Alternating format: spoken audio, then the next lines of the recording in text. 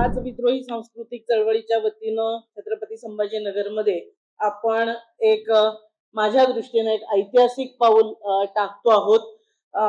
मराठी संस्कृती आणि भाषा संरक्षण परिषदेमध्ये इथे मंचावर उपस्थित असणारे सन्माननीय अध्यक्ष आणि सर्व विचार मंचावरील समविचारी आपले सर्व सहकारी, सभागृहामध्ये उपस्थित असणारे सर्व विद्रोही विचारांचे आणि मराठी भाषेवर प्रेम करणारे सर्व जण आज ही परिषद घेत असताना खरोखर एक आनंद सुद्धा मनात आहे की मराठी भाषा आणि संस्कृतीच्या संदर्भात ही आता संयुक्त महाराष्ट्रानंतरची दुसरी लढाई आपण सुरू केलेली आहे।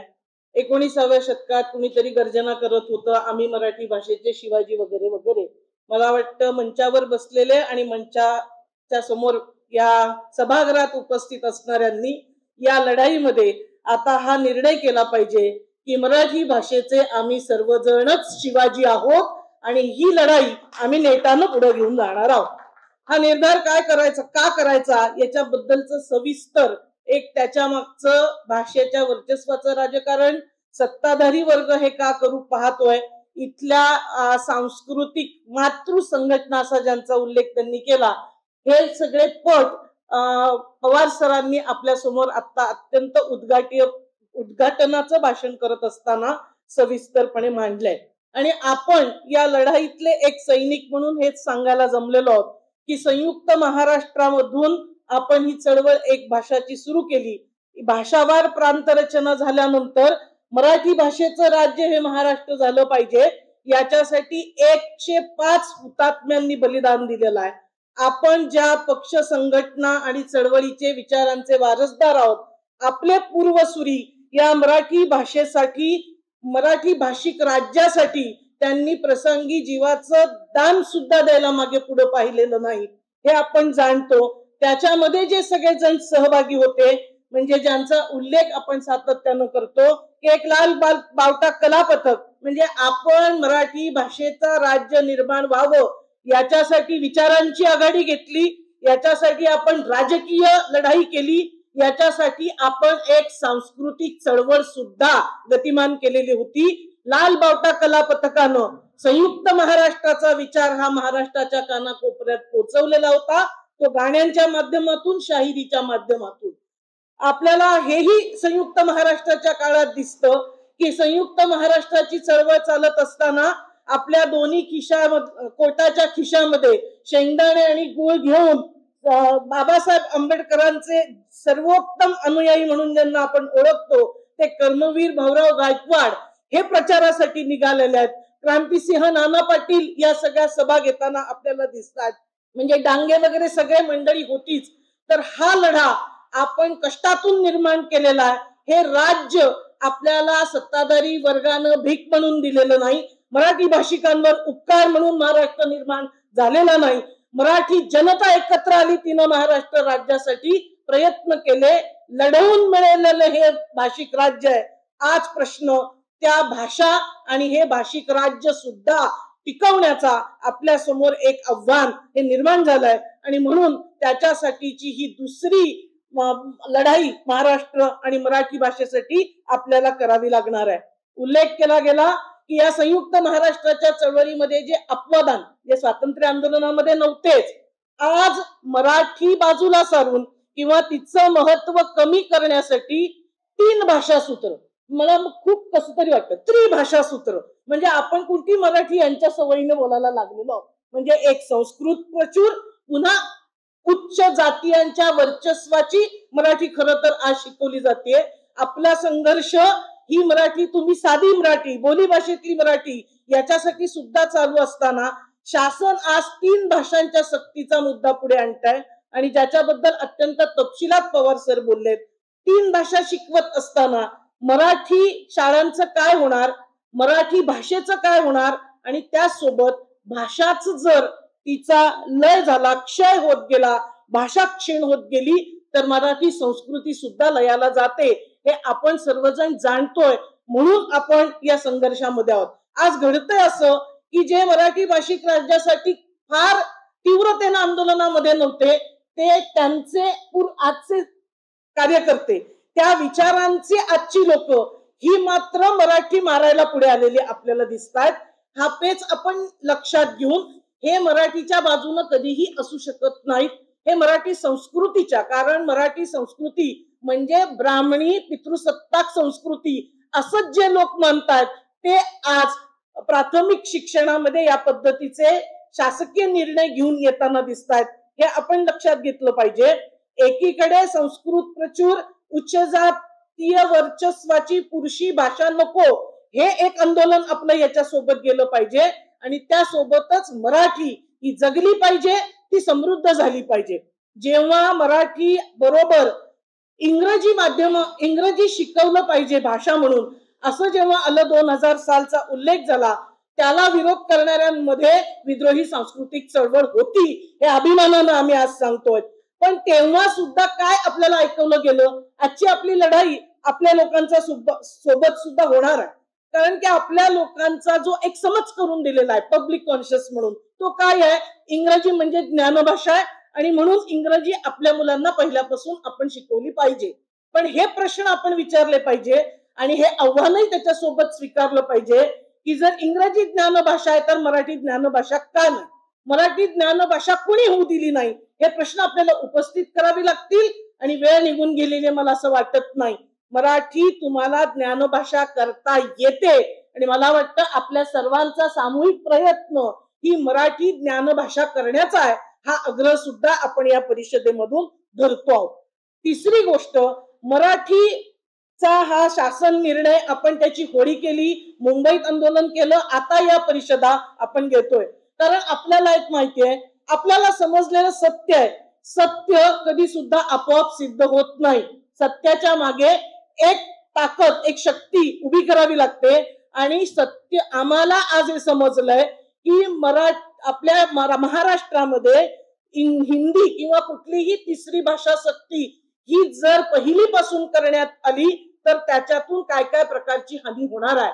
बाल मानसशास्त्रज्ञ त्याच्याबद्दल काय सांगतायत, हे समजलेलं सत्य आम्हाला त्याच्या मागे ताकद उभी करायची आहे आणि ती ताकद ही पॉलिटिकल ताकद असते, ती आपण आज उभी करण्याचा प्रयत्न, पॉलिटिकल म्हणजे संसदीय म्हणत नाहीये, एक राजकीय मत, एक राजकीय विधान आपण करतो आणि आपल्याला समजलेलं सत्य हे समाजामध्ये सिद्ध करण्यासाठी, त्याचं जनमत संघटित करण्यासाठी आपण या परिषदा महाराष्ट्रभर घेण्याचा निर्णय केलेला आहे. आमचा विरोध याच्यासाठी आहे, जेव्हा महाराष्ट्रामधल्या मुलं पहिल्या वर्गामध्ये जातात, ही मुलं कोणती असतात, ही मुलं कोण आहेत, ती वेगवेगळ्या जातीमध्ये जमातींमध्ये वाढलेली, शिकलेली, शिकायला पुढे आलेली मुलं आहेत. जर तांड्यावरचा मुलगा मराठीच्या शाळेमध्ये पहिल्या वर्गात आला तर तो घरात बोलत असणारी, त्याच्या परिसरामध्ये असणारी, त्याच्या नातेवाईकांशी, त्याच्या मित्रांशी बोलत असलेली त्याची बोली वेगळी आहे. आणि जेव्हा तो शाळेत येतो त्याला खरं तर मराठी हीच भाषा प्रमाण भाषा म्हणून नव्यानं शिकावी लागत असते. म्हणजे ही झाली पहिली भाषा त्याच्या दृष्टीनं मराठी, त्याची स्वतःची बोली मराठी. आणि आता त्याला तुम्ही इंग्रजी शिकवतायत आणि आता 25 मध्ये तुम्ही निर्णय घ्यायला निघाला की हिंदीची सक्ती करणार आहात, म्हणजे चौथी भाषा त्यांनी शिकायची. आदिवासी मुलं शाळेत येतात, धुळे नंदुरबार मध्ये मावची, पावरा, भिलोरी भाषा बोलतात, ते शाळेत येणार पहिल्या वर्गामध्ये, त्यांना मराठी हीच परकीय भाषा खरं तर आहे, ती ते शिकणार, इंग्रजी शिकणार आणि आता ही हिंदी सक्तीची भाषा. हे 3 भाषा सूत्र नाही. ह्या महाराष्ट्रामध्ये जातीमध्ये विखंडित झालेल्या विद्यार्थ्यांसाठी ही चौथी भाषा त्यांच्यावर लादली जाते आणि इतक्या लहान मुलांना या पद्धतीनं भाषेचं इतका दबाव शिकण्याचा त्यांच्यावर देणं हे आपण बरोबर नाही.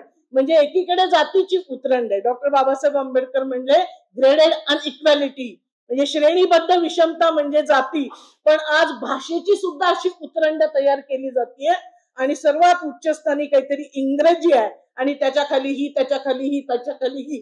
तर या निमित्तानं म्हणजे हिंदी सक्तीच्या निमित्तानं पुन्हा एकदा जाती व्यवस्थेच्या संरचनेचं भाषेच्या संदर्भात नूतनीकरण करण्याचा प्रयत्न होतोय आणि म्हणून सुद्धा आपला याला ठाम विरोध हा असला पाहिजे. हा एक नव्या प्रकारचा मनुवाद, ब्राह्मणवाद, पुरुषी वर्चस्वाचा संपूर्ण विचार याच्यातून शालेय विद्यार्थ्यांमध्ये घुसवण्याचं एक मोठं कारस्थान आम्हाला त्याच्यामध्ये दिसतंय. आपल्याकडे होतंय असं की भाषेसाठीचा संघर्ष हा इतिहास काळापासून होत आलेला आहे. भाषा ही माणसं समूहामध्ये जगत असतात, वावरत असतात, संवादाचं ती माध्यम होत असते. पण भारतासारख्या देशात वर्चस्व गाजवण्यासाठी सुद्धा भाषेचा वापर झालेला आहे. वासातिक कालखंडामध्ये आपण वसाहतींची एक भाषा म्हणजे वर्चस्वाची भाषा म्हणून इंग्रजीचा अनुभव घेतलेले आपण लोक आहोत. आणि म्हणून त्या काळामध्ये काय काय झालं असं आपण सहज पाहिलं तर तेव्हा सुद्धा आपल्याला असंच दिसतं की साहेबाची भाषा, गोऱ्यांची भाषा म्हणजे ती महान आहे आणि आपल्याला न्यूनगंड देणारी आहे, कारण ती कुणाच्या तरी वरच्यांची भाषा आहे. तर भाषेतून पहिल्या वर्गातल्या मुलांमध्ये कुठल्याही प्रकारे न्यूनगंड तयार होता कामा नये, हा विचार आपल्याला या सगळ्या शिक्षण व्यवस्थेमध्येच केला गेला पाहिजे आणि तो आज इतक्या गांभीर्यानं आपल्याला केला जाताना दिसत नाही. मग ज्यांना इथे वर्चस्व प्रस्थापित करायचे असे उच्च जात पितृसत्तेचे सगळे वाहक आहेत शक्ती, त्यांनी काय केलंय इतिहास आपल्याला सांगतो की आम्हाला हे माहिती आहे की म्हणजे गौतम बुद्धांचा तुम्ही कालखंड पाहिला, कोणत्या भाषेचा आग्रह धरला गेला? पाली भाषेतनं. याचं कारण ती लोकभाषा आहे. तेव्हा संस्कृतला विरोध केला गेलेला आहे. म्हणजे जी वर्चस्वाची भाषा राहील, मुठभर लोकांची भाषा आहे, त्याच्या विरोधातली अशी आंदोलनं इतिहास काळात सुद्धा आपल्याला दिसतात. तो वारसा स्वीकारत आपल्याला हे भाषेचं आंदोलन पुढे घेऊन जावं लागणार आहे. त्यांनी जेव्हा आपल्या भाषेतून आपले लोक लिहित गेले, वेगवेगळ्या फॉर्म मध्ये, प्रारूपामध्ये आशयाचं लिहित गेले, आपल्याला इतिहासात हा सुद्धा अनुभव आहे की त्यांनी तुकाराम महाराजांच्या गाथेचं काय केलेलं आहे.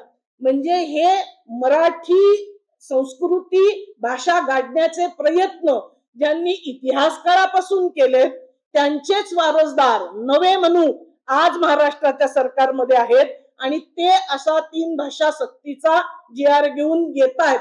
म्हणून आपल्याला सावध असलं पाहिजे असं मला वाटतं.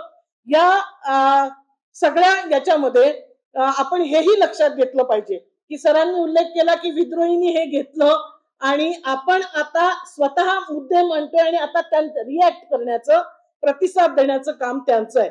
विद्रोही सांस्कृतिक चळवळीनं सातत्यानं ही भूमिका घेतली. म्हणजे आपली पत्रकं जर तुम्ही मागची सहज काढून पाहिली तर आमचं विधान असायचं, जनांच्या मराठीवर प्रेम करणाऱ्या रसिक मायबाप हो, हे आपण म्हटलंय.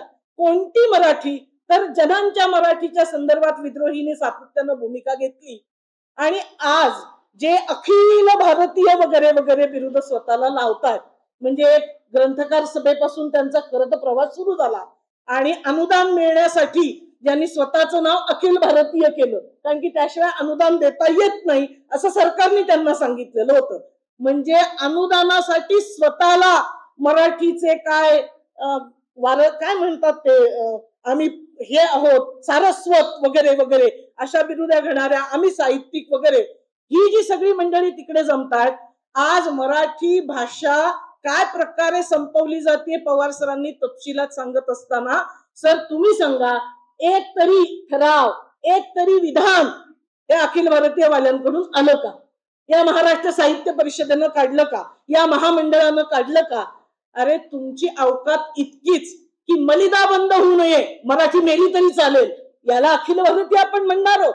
हे यांचे साहित्य व्यवहार आहेत, या त्यांच्या मराठी बद्दलच्या भूमिका आहेत. आणि पुन्हा एकदा आपण त्यांच्यावर नकाराची फुली मारली पाहिजे.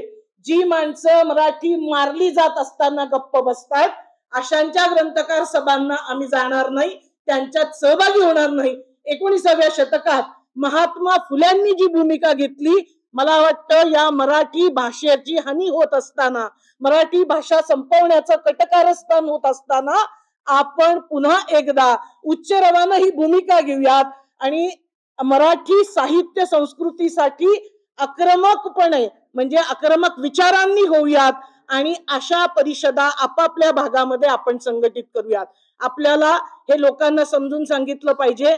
सर काही वेळेला असं घडतं की लोक आपल्याला म्हणजे प्रामाणिकपणे किंवा कमी समजातून असा प्रश्न विचारतात की मग आम्हाला इतरांशी संवाद साधायचा असेल तर आम्ही कुठल्या भाषेतनं करणार, आम्हाला राष्ट्रीय पातळीवर भाषण करायचं असेल तर जे आपण म्हणतो की हिंदी भाषा 5वी नंतर 8वी नंतर 10वी नंतर शिकवायला आपला विरोध नाही. आपल्या परप्रांतातल्या सहकाऱ्यांशी हिंदी भाषेत आपल्याला संवाद साधणं हे चुकीचं असं आपण म्हणत नाहीये. मुद्दा हा आहे, आपल्याला उदाहरण असं दिलं की तामिळनाडू मधल्या माणसानं बाबासाहेब आंबेडकरांचे विचार कसे समजून घ्यायचे, तर आपल्याला हेही लक्षात घेतलं पाहिजे की हे महाराष्ट्र असं आहे की जिथे अण्णाभाऊ साठे हे तुम्हाला सांगतायत अंग झाडून निघ बाहेरी. आता ती वेळ आलेली, आपल्याला अंगावरचं सगळं जळमट काढून आपले किंतु परंतु काढून या संघर्षात पुढे यावं लागेल. याच महाराष्ट्रातून खासदार म्हणून जाणारे क्रांतिसिंह नाना पाटील हे संसदेमध्ये कोणत्या भाषेत बोललेत हे आनंदाने आज सांगितलं पाहिजे. नाना पाटलांनी संसदेमध्ये मराठी मधून भाषण केलेलं आहे. म्हणजे संसदेत भाषेचा अडसर येतो का, तर मला वाटतं येत नाही. त्यामुळे ही भीती बाळगू नये. बाबासाहेब आंबेडकरांनी प्रमाण भाषेत लिहिलं, हिंदीत लिहिलं, पण प्रबुद्ध भारत असेल, बहिष्कृत भारत असेल, समतामध्ये असेल, लोकांच्या मराठी भाषेमध्ये साधे साधे लेख लिहून त्यांनी जनप्रबोधन केलेलं आहे. आपण आपल्या महामानवांचा हा वारसा पुढे घेऊन जाऊया. क्रांतिसिंहांच्या जयंतीच्या निमित्तानं हे आपण म्हणूयात. आमचे मित्र इथे बसलेत, मुंबईहून आलेले भंडारे सर, त्यांनी एक बॅनर काढलेला आहे, मी मराठी बोलणार, महाराष्ट्र माझा आणि माझ्याशी तुम्ही सुद्धा मराठीतच बोलायचं. हा आग्रह आपल्याला धरावा लागणार आहे. आपल्या मुलांना मराठी शाळांमध्ये शिक्षण घेण्यासाठी आपल्याला आवर्जून घालावं लागणार आहे. काही चुका झाल्या असतील, पण त्या चुका परत परत गिरवण्याचं कारण नाही.